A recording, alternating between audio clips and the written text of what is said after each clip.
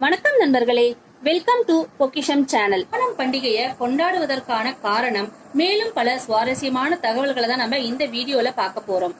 ஒல்ல வருஷம் என்ற மலையாள ஆண்டின் முதல் மாதமான சிங்கம் மாதத்தில் ஓணம் விழா கொண்டாடப்படுது.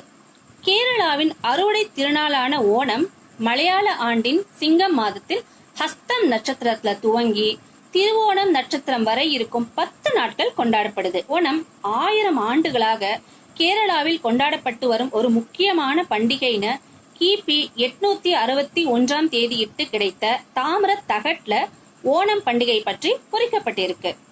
ஓணம் திருநாள் கொண்டாடப்படும் 10 நாட்களும் மக்கள் அதிகாலையிலேயே எழுந்து குளிச்சு வழிபாடு செய்வாங்க.